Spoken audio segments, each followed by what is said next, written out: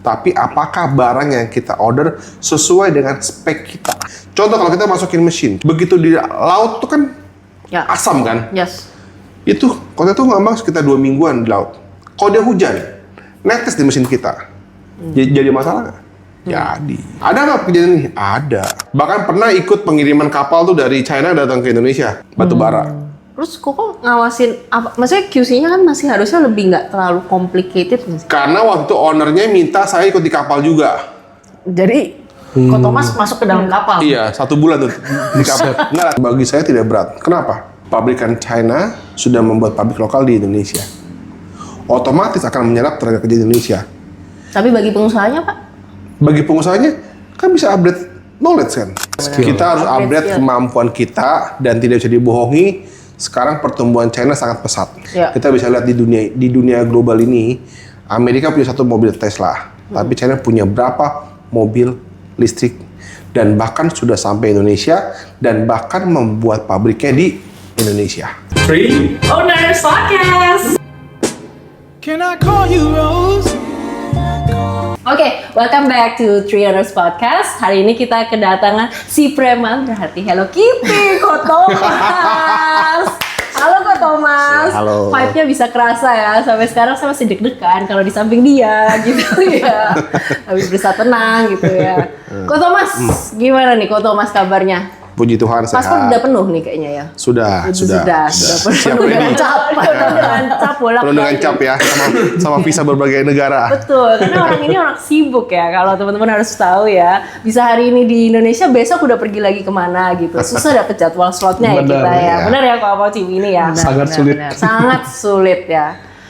Koko ini kan pernah jadi finalis Koko Cici Jakarta nih. Betul. Sebenarnya siapakah Anda ini gitu ya?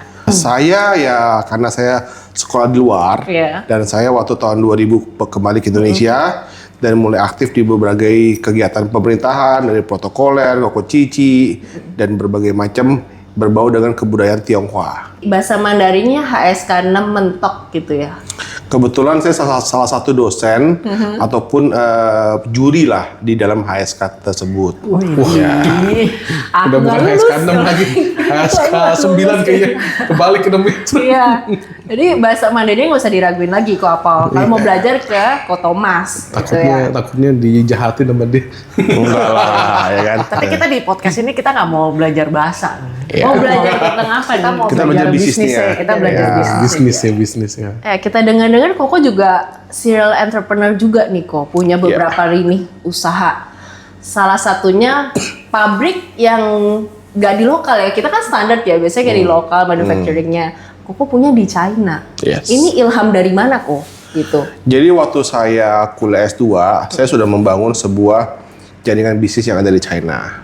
Waktu itu China AI-nya belum begitu hebat, tapi saya udah coba membuat dengan beberapa rekan-rekan ataupun teman-teman di saya punya tempat kuliah. Dan itu puji Tuhan berkembang dan bertumbuh, tapi waktu COVID kita sempat off semua. Sempat off. Nah, setelah COVID ini baru mulai running lagi. Dan Bergerak di bidang apa Ko? kalau saya bergeraknya total di konsultan. Di konsultan. Tapi saya juga di 2000 berapa ya? 2016, 2017 saya mengupdate saya punya yang awalnya CV menjadi PT. Oh, Ya, itu PT. di China kan berarti semua legalisir atau ada? Di China ada, di Indonesia juga ada. Ya. Oke. Tapi orang-orang lebih mengenal saya dengan saya tuh seorang jubir atau seorang dosen. Wah, Jubir atau dosen. di salah satu instansi negara kita ya, Ya betul. nggak bisa disebutin ini Ya. off the record. Off the record. Tapi kok Thomas nggak usah tegang gitu, kok tenang aja kok di sini ngalir aja Three Owners Podcast gitu kok. Ini udah kayak ini soalnya kayak formal yang acara-acara jubir gitu loh ini ya. Karena biasanya saya ikutin acara yang formal-formal, jadi saya harus formal. Ini pertama kali kali ya, informal. Informal. Jadi kok Thomas kalau untuk sekolahnya dulu berarti di Taiwan ya saya dengar juga. Ya, saya dari kecil di Taiwan. SMP? SD, SMP. SD, SMP. Iya, SMA saya balik kemari, kuliah 1 di sini, terus lanjutin lagi di Shanghai. Oke. Jadi Koko sekarang bergerak juga salah satunya yang tadi Koko mention ya dari S2-nya terus ada sama teman-teman buka pabrik itu untuk lampu gitu. Ya, untuk lighting. Gitu. Saya menjadi salah satu konsultan lighting. Konsultan lighting. Ya. Susah nggak sih kok buka pabrik di China? Sebenarnya segala macam pekerjaan pasti punya tantangan tersendiri. Tantangan di China adalah satu dengan kebudayaan orang lokal sana. Karena kebudayaan kita dengan kebudayaan mereka pasti berbeda. Nah, bagaimana dua kebudayaan ini bisa kita mixkan jadi satu? Nah, itu PR besar. Apa nih kok? Biasanya kan kalau kita tahu ya, manpower di sini selalu dianggap, sorry ya, di beberapa negara efisiensinya lebih kurang dibanding negara-negara maju. China kan udah termasuk yang mereka punya tingkat kesadarannya tinggi kan. Betul sekali, betul sekali. Jadi di China itu yang namanya jam kerja ya udah jam kerja, nggak ada main handphone, nggak ada ngopi, nggak ada apa. Nah itu jadi lebih memaksimalkan jam kerja. Tapi begitu mereka libur juga gitu loh. Jadi kita juga ya ada plus minusnya lah semuanya lah. Untuk legalisasi segala macam itu pemerintahnya support. Ya, saya juga dibantu oleh salah satu dosen saya yang memang mensupport dan menjamin selama saya berada di China. Makanya saya sampai saat ini ya puji Tuhan anytime saya bisa langsung pergi ke China. Kok apa dari tadi udah senyum-senyum aja kayak ada pertanyaan khusus nih. Kalau tahu Mas Justru Iwan, pengen coba. tahu lebih banyak tentang tadi apa sih lighting kan sebagai konsultannya kan. Ini apa sih dikerjain sebenarnya sih dari China? Jadi gini, kalau di China kita memproduksi dan saya ada beberapa partner orang-orang lokal sana. Tapi kalau di Indonesia ini saya lebih ke misalnya ada salah satu owner property yang dia mempunyai bangunan khusus dan dia tanya saya bagaimana baiknya ya, bagaimana indahnya ya. Saya nggak bisa gambar, tapi saya bisa menggunakan lampu-lampu tersebut. Kita tes pasang dulu, tes nyalanya seperti apa. Karena kalau cuma lihat dari gambar semuanya pasti bagus, tapi pada aktualnya gambar sama aktor harus disatukan, jadi bagus. Itu yang saya lakukan selama di Indonesia. Dan kita bisa custom sendiri juga dong? Bisa. Bikin apapun bisa jadi ya? Bisa. Asalkan pokoknya lampu intinya. Lampu. Dan yang terakhir ya kalau kita kenal semua di Jakarta ada satu rumah duka yang terbesar ya kan. Kita juga support lampu untuk di sana. Cuma ini juga punya background kan, lighting konsultan. Udah pernah kerja di konsultan lampu, terus udah memang kesehariannya kayak gini kok. Betul. Jadi bisa collab. Tapi beliau kan menggambarkan, memang sekolah menggambar. gitu. Sekolah menggambar ya. Ya. Nah kalau kayak lebih ke, misalnya ada proyek apa, ya kita bawakan lampunya. Kita pasang dulu, bagus. Oh kata ownernya kurang bagus nih, kurang terang nih, kita ganti lagi. Atau kita besarin per wattnya. Gitu. Harga mengikuti. Kita bisa, karena saya langsung rakit ya kan, jadi harga bisa mengikuti dari owner. Ikutin spek apa ikutin mood nih kok? Ikutin arangin. Oke. Terus di Indonesia udah berapa lama ini beroperasi? Di Indonesia sih kalau PT ini mulai dari 2016-2017 ya. Sebelumnya kita CV. Nah kebetulan saya dipercaya sama salah satu brand besar lah ya di dunia ini untuk bidang lighting untuk menjadi distributor. Tapi di 2015 kita memberanikan diri untuk menjadikan ini PT. Nah ya tentunya dibantu oleh teman-teman juga lah ya. Yes. Selain di Indonesia, ini operasi penjualannya ini kan pabriknya China ya, besar kan? Selain di Indonesia di mana lagi? Nah kalau saya kuasain untuk market di Indonesia. Ada teman-teman yang kuasai market di Singapura, ada yang di Thailand, ada yang di Vietnam, ada yang di China. Jadi kita bagi-bagi tugas. Kebetulan kan spek lampu memang berbeda-beda. Voltase kan juga berbeda-beda. Oke, berarti gede banget nih ya. Gede dong. Pabriknya. Ya, Dan ini puji salah Tuhan satu besar lah. Puji Tuhan besar. konsultan partner besarnya pabrik China ini ya. Iya. Lu jadi pengen ke China nggak sih kok kalau kayak gitu belajar untuk pengen tentang sih. bisnisnya segala macam ya nggak sih Ciwi ini kalau untuk Iya. hal-hal kayak gini kok I think banyak sekali ya teman-teman kita di luar sana serial entrepreneur bahkan minggu lalu juga saya ketemu sama orang yang baru resign gitu kan dia mau starting his new life lagi terus mau tahu tentang China aduh tapi saya membentuk brand tapi saya takut nih datenginnya harus berapa banyak gitu dia mau nge-branding sendiri mau datengin barang tapi takut barangnya sampai sini wah nanti misalkan beli sepatu kanan doang atau kiri doang atau misalkan mau bikin aluminium nih kirim building material nggak sesuai spek lah istilahnya gitu. Kuku bisa nggak sih kasih a bit tips and tricks sebenarnya gimana untuk mereka ini? Tipnya satu, kalau kita membuat brand, kita harus punya desain dulu, awalnya desain. Setelah desain, kita pastikan market yang kita punya. Setelah market, kita harus cari pabrikan yang bisa memproduksi sesuai dengan spek kita. Dari pabrik ini akan membuatkan sampel. Dari sampel itulah kita baru bisa berkontrak. Iya. MOQ-nya berapa sih kok? Rata-rata bener nggak sih? Tergantung, tiap bidang itu beda-beda. Jadi nggak harus satu kontainer gitu? Oh, nggak harus. Nggak harus satu kontainer. Bisa kuotanya kecil, terus bisa udah di branding kita sendiri gitu. Bisa. Tergantung produknya apa. Misalnya gini lah, contoh lah sampel. Misalnya kita mau buat TV, brandingnya misalnya mereknya Z. Yep. Contoh lah ya. Kita kan nggak mungkin bilang, saya cuma bikin 200. Nggak bisa dong. Iya. Ya kan? Iya. Dia harus bikin molding, harus cetak ke brand, harus speknya nggak boleh dengan yang lain. Belum lagi kalau dia harus pakai sistem Android segala macam, kan pasti kan ada ada batasannya gitu loh. Betul. Betul. Tapi yang deadlock sama pengusaha-pengusaha untuk nggak berani ngambil step itu adalah ketidaktahuan know-how-nya itu kok. Maksudnya Karena gini, gimana stepnya? Tidak bisa dipungkiri, barang-barang China masih ada konotasi jelek yang seperti Sylvie bilang, datang kemari sepatu kanan semua. Mungkin pengalaman pribadi kali ya. Saya mesin kok. Oh, kalau mesin ya. Kanan semua kiri. Ya, kalau mesin tuh banyak yang mesin second kemari. Kalau mesin second nyampe sini di Bea Cukai Tanjung Priuk, begitu ketahuan ada tetes oli jadi dianggap mesin second, itu akan diekspor kembali. Karena Indonesia tidak menerima barang-barang second. Oke.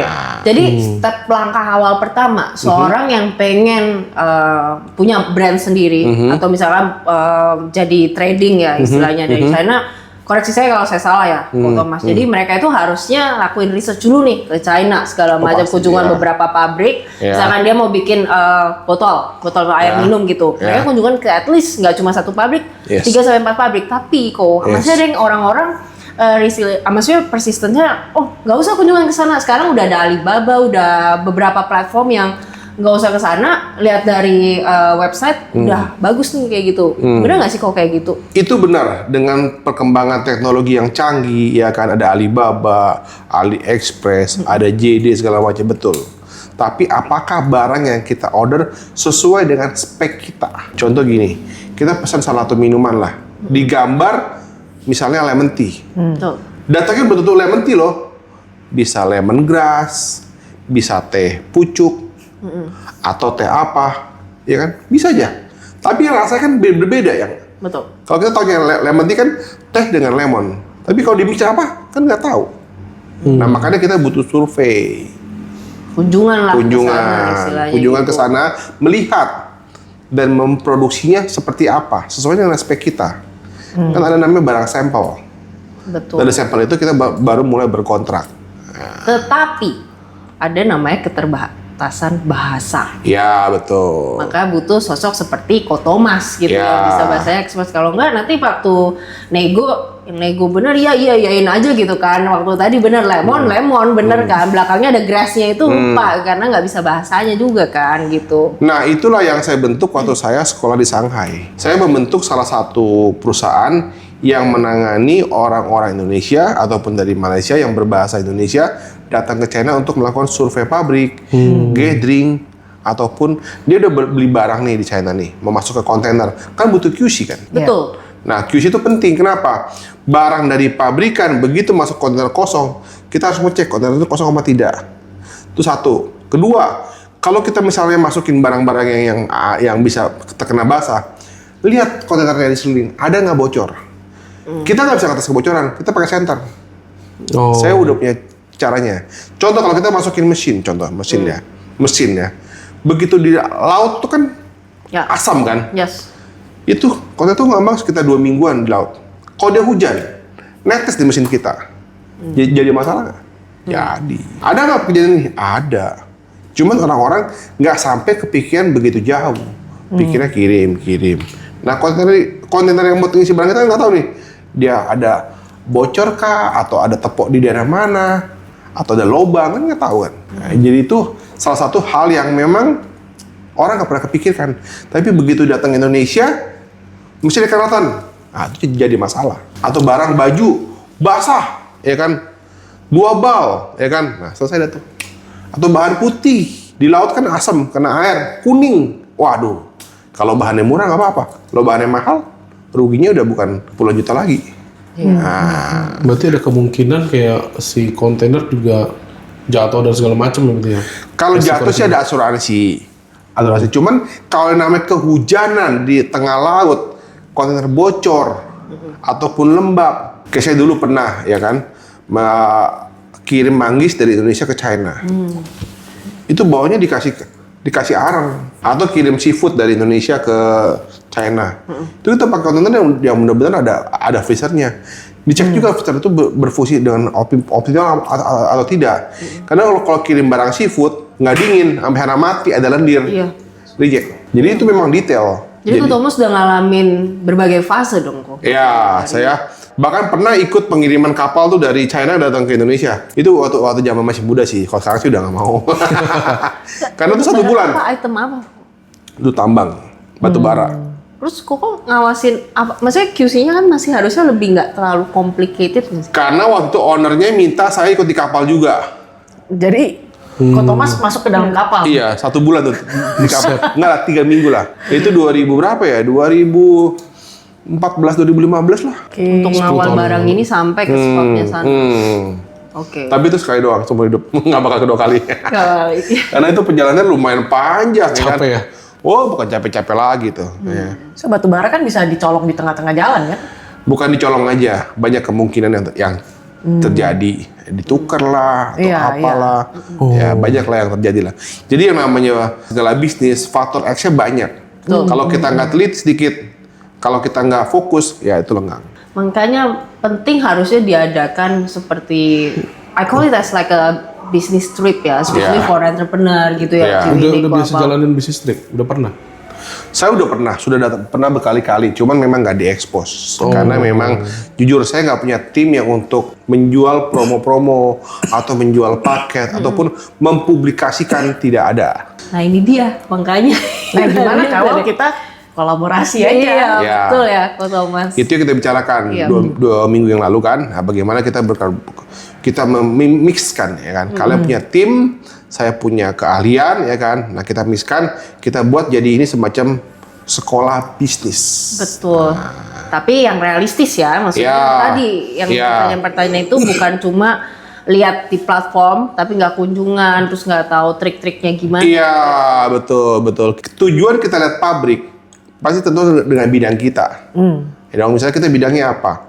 Kayak saya bidangnya lighting, ya kan? Ya kita fokusnya ke perusahaan lighting. Misalnya di bidang apa? Misalnya food and beverage. Pasti harus lihatnya ke pabrik yang membuat bumbu atau makanan. Nggak mungkin Paulus seorang punya restoran tiba-tiba lihat pabrik furniture, kan nggak mungkin kan? Iya. Nah, Kecuali ekspansi bisnis. Iya, kecuali ekspansi bisnis. Makanya kita harus tahu dulu market kita mau kemana, baru kita carikan pabrik yang serupa. Tapi selain itu mungkin mereka juga dapat insight dan juga networking ya di dalam trip itu juga ya kok. Sebab Iya. orang kan with like same mindset kan, mereka pengen belajar hal baru gitu kan. Betul. Tapi kan bisnis ini saya katakan bukan suatu bisnis baru. Sebenarnya ada tuh di seberang sana kompetitor yang mungkin Iya. kunjungannya ke the big boys, I call it Iya. the big boys Iya. gitu kan. Apa yang menjadi pembeda kok maksudnya dengan adanya bisnis trip ini? Ya, pembedanya adalah kalau kita bertemu langsung dengan customer yang sesuai bidangnya, dia mau ada bisnis, atau kita mau hanya kunjungan melihat saja, bisa saja. Kita bisa mengikuti kemauan pasar seperti apa. Misalnya ada satu tim, Pak, kita mau lihat nih Pak perusahaan AI. Ya saya bisa arahkan ke perusahaan AI. Oh Pak, kita mau kunjungan nih Pak ke mobil ataupun melihat kereta China yang cepat kayak WUS, ya kan? Bisa aja. Saya bisa memixkan itu semua. Iya. Tapi kita ke sana tuh harus ada intisarinya. Bukan cuma sekedar pergi, datang, lihat, bye-bye. Bukan. Harus dapat benang merah seperti apa. Mungkin kalau aku kan hampir tiap tahun ke China, setidaknya baru. Ciwini juga baru, I think last year juga ke China segala macam kan. Iya. Dan Ciwini lihat apa sih Ci? Kayak potensinya gitu, biar teman-teman juga bisa, mungkin yang belum punya kesempatan ya pergi ke China segala macam. Ya. Nah kalau yang kebetulan kalau saya kan bidangnya di arsitektur, jadi desain rumah dan beserta isinya interior.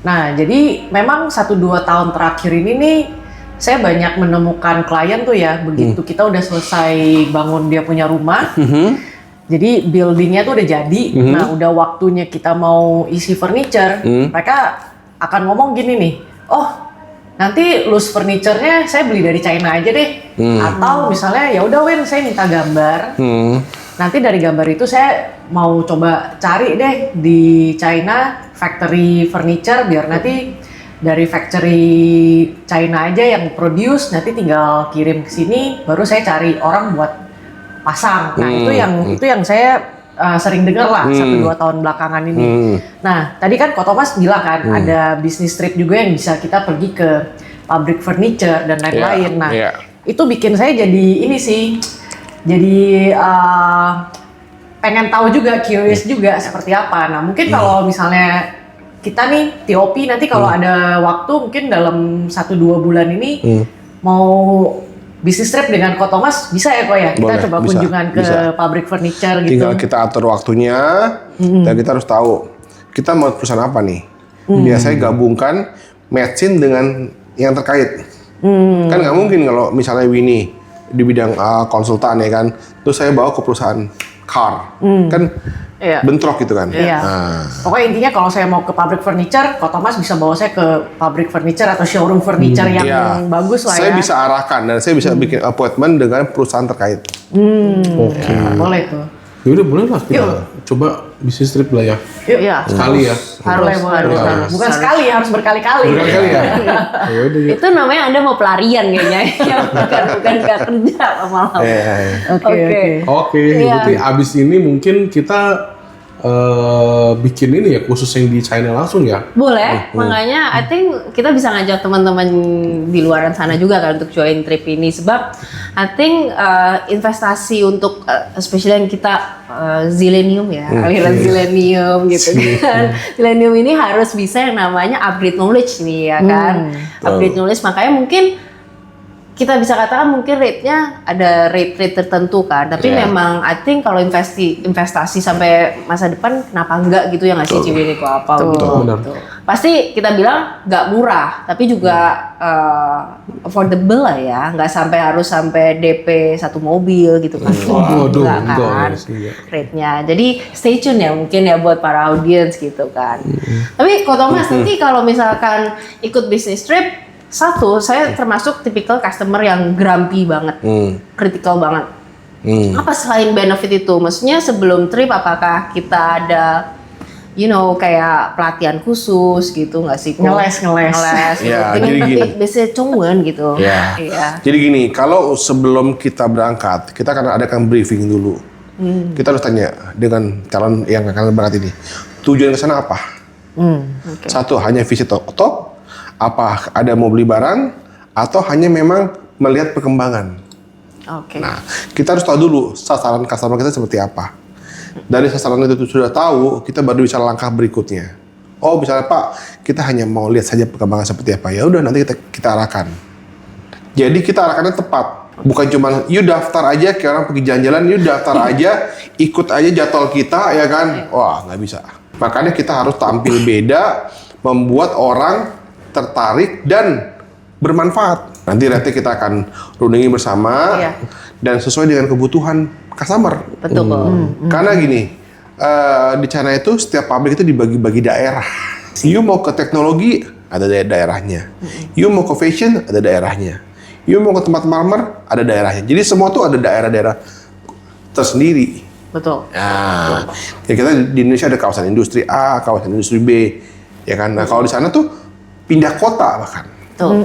Jadi ini akan diracik teman-teman sama Ko Thomas, sesuai needs-nya kita gitu kan. Misalkan dalam waktunya juga singkat ya, kita nggak bakal tripnya juga nggak terlalu long, paling ya sekitar 5-6 hari lah ya. Paling segitu, kalian udah cuma paling seminggu daripada pergi hangout terus hangover di Bali atau gimana, mendingan berilmu dikit lah investasinya gitu. Iya, berilmu dikit, jadi biar bisa ngalahin yang anak-anak zaman sekarang gitu kan. Invest di kripto terus kan, kita harus invest diri kita juga gitu kan. Bener dong. Upgrade skill. Kita harus upgrade kemampuan kita dan tidak bisa dibohongi. Sekarang pertumbuhan China sangat pesat. Kita bisa lihat di dunia global ini, Amerika punya 1 mobil Tesla, tapi China punya berapa mobil listrik dan bahkan sudah sampai Indonesia dan bahkan membuat pabriknya di Indonesia. Tuh. Nah, perkembangan itulah yang kita nilai dan kita lihat aspek besarnya. Itu excitednya kok. Tapi aku mau sedikit tanya kok, dengan perkembangan yang terus dikejar, barang bisa kita ambil dari China dengan mudah. Manufacture di lokal gimana kok? Prediksi Koko ke depannya 10-5 tahun ke depan ini akan berat tuh kok setidaknya. Bagi saya tidak berat. Kenapa? Pabrikan China sudah membuat pabrik lokal di Indonesia. Otomatis akan menyerap tenaga kerja Indonesia. Tapi bagi pengusahanya Pak? Bagi pengusahanya kan bisa update knowledge kan. Contoh pabrik mobil yang ada di Jawa Barat itu, kan bukan cuma bikin pabrik mobil doang. Dia butuh orang, dia butuh spare part. Nah, spare partnya kan bisa ngambil dari perusahaan lokal kan. Iya. Makanya kenapa banyak pengusaha sekarang berarah ke negeri tirai bambu, karena apa? Semua spare part yang dipakai semua dari sana.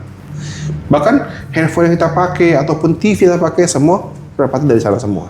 Jadi Kotomas bisa katakan, since Kotomas sudah hidup juga lama di China, ini golden time-nya para entrepreneur untuk belajar sebelum nanti lewat nih kok momentumnya.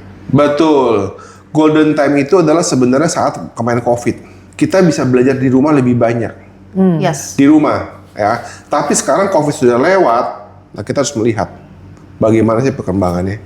Ada yang orang yang bilang, Jakarta Bandung katanya bagus. Memang bagus ya akui.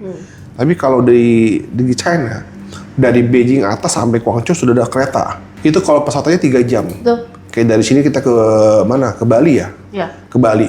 Itu ditembus sama kereta. Nah, kita harus belajar knowledge itu.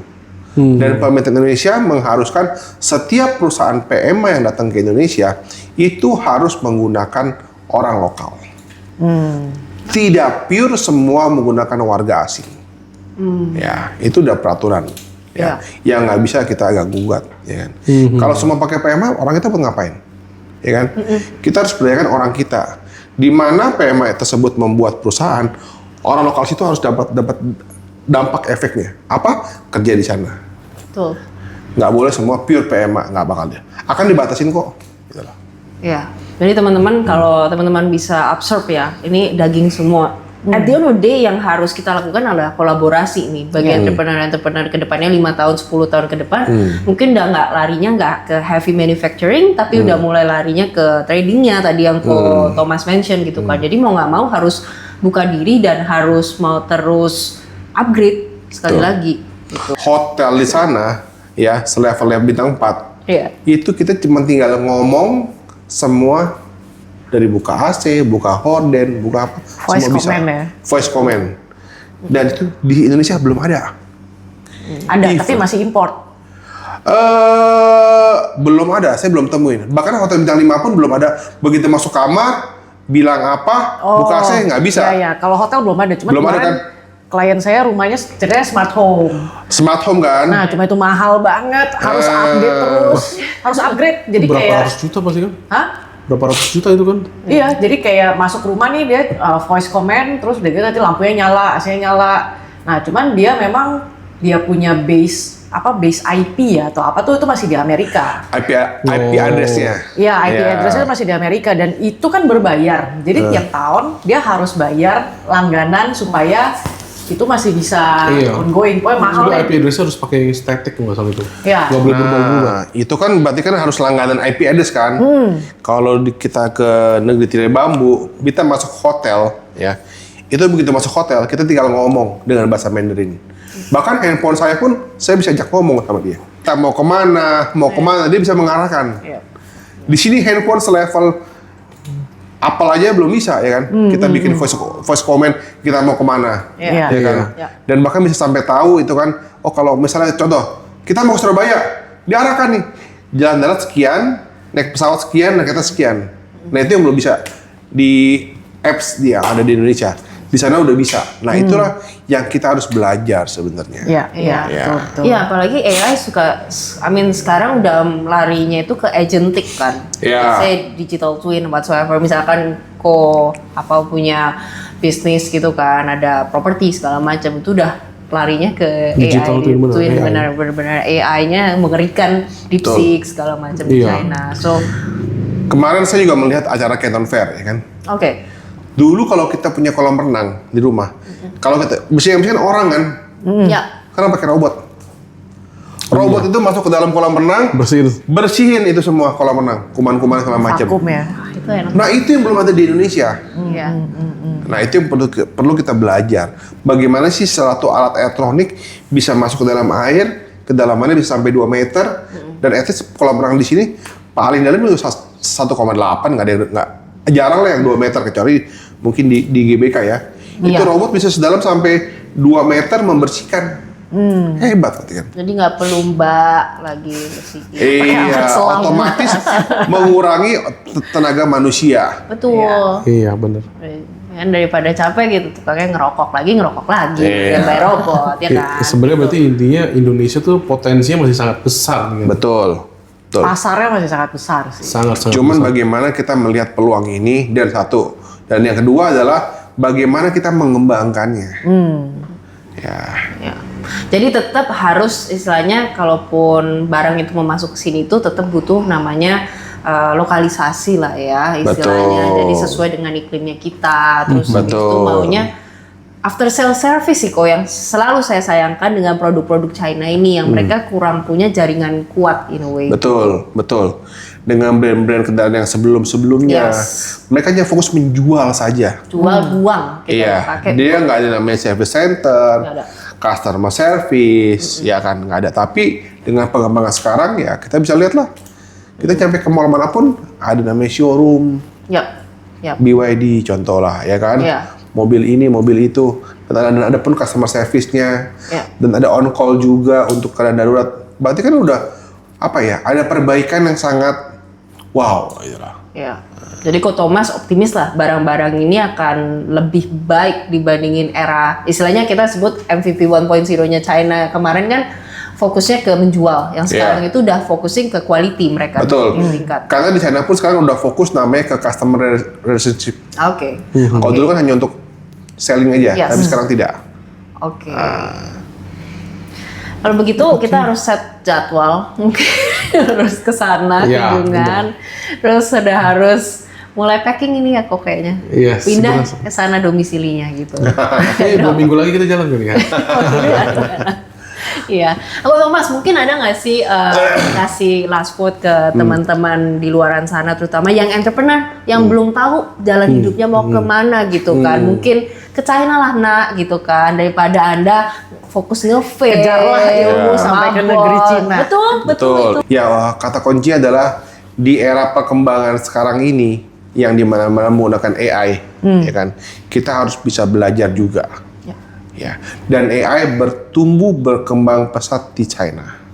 Yes. Kita nggak bisa pungkiri itu. Bagaimana kita bisa menguasai AI kalau kita tidak pernah tahu sejarahnya negara tersebut? Setuju. Ya, apalagi sekarang dikarenakan perang tarif segala macam, China pun tidak takut. Betul. Kenapa? Karena mereka udah bisa memproduksi sendiri, nggak ada tergantungan. Ya. Nah, dan Indonesia dari kereta Jakarta Bandung aja disupport oleh China. Ya, tapi memang kita harus teliti dengan apa yang kita beli, apapun yang kita produksi di sana. Karena mereka perbuatannya massal, semuanya by mesin. Pasti ada kesalahan 0,sekian%. Makanya setiap kita beli produk di sana, kita harus adakan QC, quality control. I see. Dan itu berlaku di nggak cuma di China kok. Di sini juga kita bikin apapun ada namanya tim QC kok. Ya.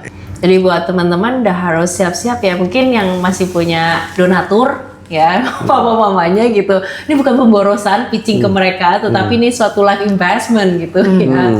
Kita nggak menjual investasi bodong, tapi dong bisnis trip gitu ya.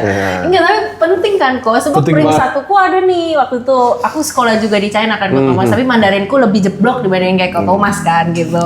Karena kamu nggak fokus Iyalah. belajar sambil belanja just tip mungkin. Enggak ada, malah saya fokus Sambil belajar. pacaran. Ini cuma Iya. 6 bulan. Yang ini 6 bulan. Yang ini Satu setengah tahun. udah berapa tahun? 1,5 tahun aku di sana. Tapi tetap nggak cukup gitu kan kok. Belum. Ya. Butuh 15 tahun minimal. 15 tahun ya untuk jadi cengkoknya cengkok sana gitu ya. Oke. Jadi teman-teman mungkin sekali lagi kita belajar banyak. Pertama, China itu udah jadi tolak ukur di mana-mana. Even kita traveling aja sekarang, kemarin saya traveling ke Korea segala macam pakai bahasa Mandarin gitu, ngomong ke mereka gitu kan. Jadi kedua, ayo cepetan invest gitu, mumpung golden time-nya ini tuh belum kelewat gitu ya, terutama sekarang-sekarang ini ya, Ko Thomas. Dan ketiga, harus belajar dari benar-benar sumber yang tepat, expertise-nya benar-benar orang yang udah menjalani bisnis di China juga gitu ya, Ko Thomas. Kok apa? Mungkin ini ada pesan-pesan nih ke para young entrepreneur TOP gitu. Kalau dari gue sih yang penting jangan ragu sih. Karena banyak orang ragu kan, pengen mau nggak nih. Iya. Udah Maju nggak usah mundur. pusing. Nggak usah pusing, maju aja pasti terus. Iya, langsung Karena udah pasti bagus. langsung book aja ya. Iya, kalau dari saya sih pesannya adalah seperti yang tadi Ko Thomas sudah ceritain, jadi China itu sendiri kan sangat besar. Iya. Nah, dan mungkin di Indonesia pun ada lah, misalnya yang menjalankan bisnis trip juga kan, kayak misalnya dari Indonesia ke China dan lain-lain. Mungkin banyak, sudah mulai banyak lah. Tapi ya, again kita harus tahu dulu seperti yang tadi Ko Thomas bilang kan, targetnya seperti apa, nggak cuman oh ya bayar, daftar, terus pergi, lihat, makan, pulang, terus kita nggak dapet apa-apa. Jadi di podcast sesi kali ini saya cukup terberkati lah bisa ketemu Ko Thomas gitu kan. Jadi kayak ada angin surga nih, jadi kayak oh kita punya tujuan, maksudnya mau belajar sesuatu ke China. Jadi nanti Ko Thomas bisa arrange, bisa manage, kita nanti ke sana.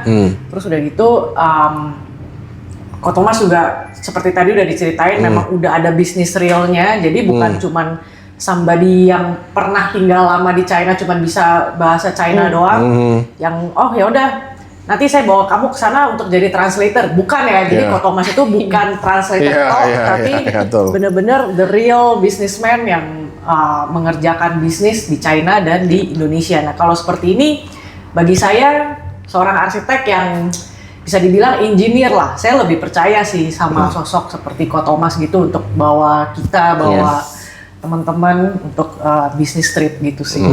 Kalau dari saya sih seperti itu. Ya silakan ditabung ya, mulai tabungannya disiapin gitu ya dari sekarang gitu ya. Masih ada waktu ya?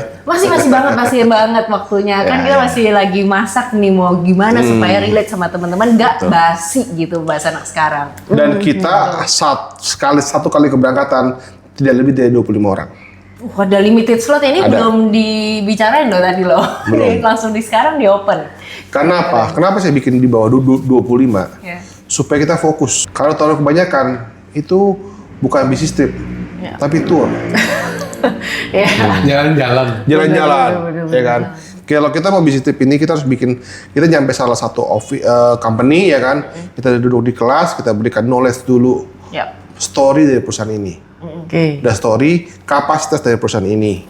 Setelah kapasitas, bagaimana barang ini diproduksi sampai ke QC. Nah, ini harus tahu nih sejarah ini semua nih. Kalau mereka mau belanja sekalian kok kontrak MOU juga bisa kan? Bisa. Nanti Paulus tinggal atur.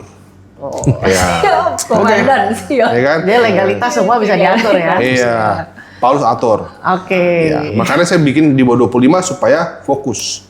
Dan saya di sana bukan sebagai penterjemah, bukan sebagai jubir juga, tapi saya sebagai tim yang akan menghandle bagaimana customer kita sampai ke pabrikan bisa tahu sejarahnya dulu. Itu yang penting. Tapi dapatlah healing tipis-tipis lah kok. Nanti udah pada ngeri semua, mundur semua kalau kok udah mention kayak gitu, bisa kan tetap ada dibawa ke tempat shopping, mall lah, belanja di Relax. Oh pasti ya kan. Orang Indonesia tuh bagusnya di sana. Ada tim Apa tuh? Ada waktunya kerja, ada waktunya healing ya. Dan healingnya bukan 11 kali, setiap hari. Betul. Ya kan? Kayak saya merasa gitu ya kalau. Karena ya jujur ya, Iya. China perkembangan sangat cepat. Yes. Itu yang namanya mall. Waduh. Satu hari, satu malam nggak bakal selesai itu mall. Karena bagi-bagi part ya kan. Ya kita akan bikin nama sesi begitu kita siang capek, kita malam kita makan di mall, kita free time di sana sampai mungkin jam 9 atau jam 10 baru kembali kota, baru istirahat. Ya. Bisa masas juga ya? Bisa banget mau. Kalau capek masas. Oke. Jadi teman-teman stay tune for our collaborating project ini. I think we'll be so excited banget ya, terutama saya dan Ko Apa Ciwini. Trip healing tipis-tipis masuk ini dapat izin dari istri nggak ya Ko? Stay tune ya, barangkali nggak dapat izin Bisa lah, bisnis trip Bisnis soalnya. trip ya. Yeah. Oke, bye. Bye, thank you.